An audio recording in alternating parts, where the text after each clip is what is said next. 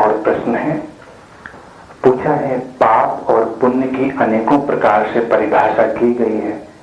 ध्यान करने वाले व्यक्तियों को इन्हें किस प्रकार समझना चाहिए, इनके प्रति वो क्या विचार रखें, इस संबंध में कुछ कहने की कृपा करें।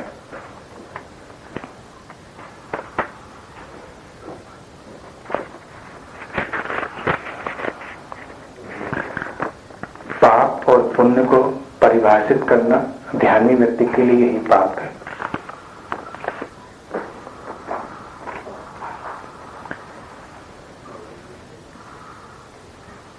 जब तक तुम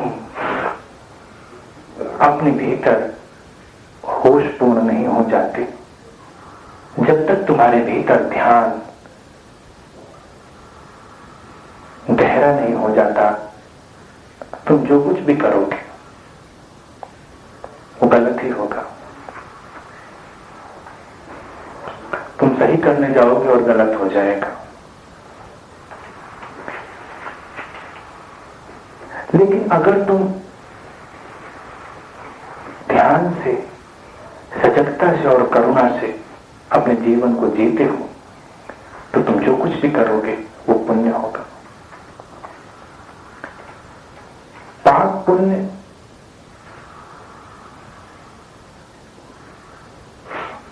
सतह पर नहीं है, वो कहीं गहरे में है। सतह पर सब कुछ साधा जा सकता है, लेकिन गहराई में जब तक सब कुछ नहीं बदलता, स्थितियां वही बनी रहती हैं। बेहोश व्यक्ति से पुण्य की कोई संभावना नहीं। वो पुण्य का विशेषज्ञ हो सकता है, उस पर डॉक्टरेट भी कर सकता है, लेकिन बेहोश व्यक्ति के लिए पुण्य की संभावना नहीं। होशपूर्ण व्यक्ति पुण्य के बारे में कुछ भी नहीं जानता, लेकिन उसका होना ही पुण्य बनता है। पुण्य का अर्थ है कि तुम्हारे जीवन में शांति, प्रेम और समझौता हो, और तुम जहां चलो, तुम्हारे होने से शांति, प्रेम और समझौता चारों ओर बिखरे।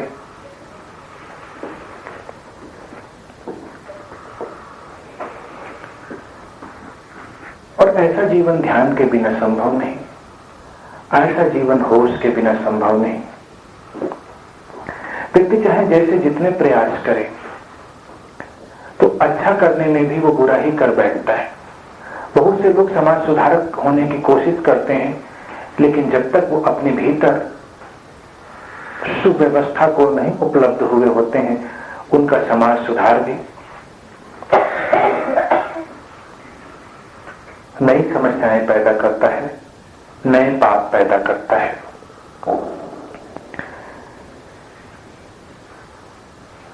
एक साधक को, एक ध्यानी को बस इतना ही करना है, ध्यान में डूबना है, गहरे से गहरे ध्यान में, गहरे से गहरी शांति में, और पाप पुण्य के बारे में कुछ भी नहीं सोचना है।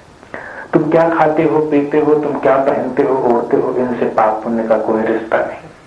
तुम क्या करते हो, क्या नहीं करते हो, इससे भी पाप पुण्य का कुछ लेना देना नहीं।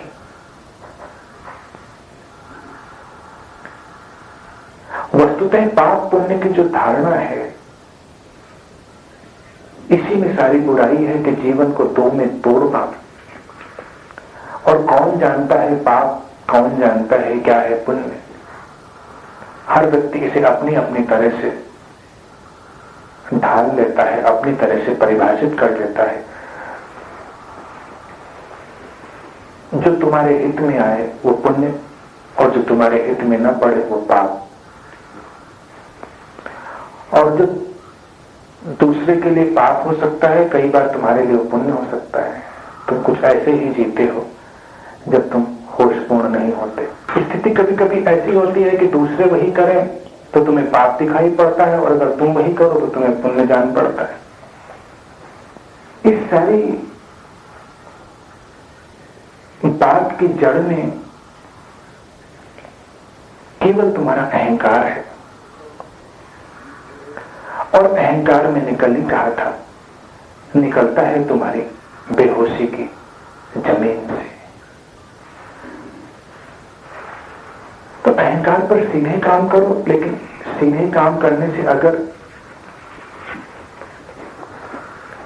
मुश्किल आती है तो और गहराई में जाओ और देखो कि तुम अपने जीवन में अपने कार्य करते हुए, अपनी बातें करते हुए, जीते हुए कब कितने असजग होते हो, अनअवेयर होते हो। कब तुम अपने भीतर की शांति को खो देते हो, कब तुम्हें अपने होने का बोध नहीं होता। और जैसे जैसे तुम्हारे होने का बोध बढ़ेगा, फिर ये पाप पुण्य की बातें ही ख्याल में नहीं आएंगी।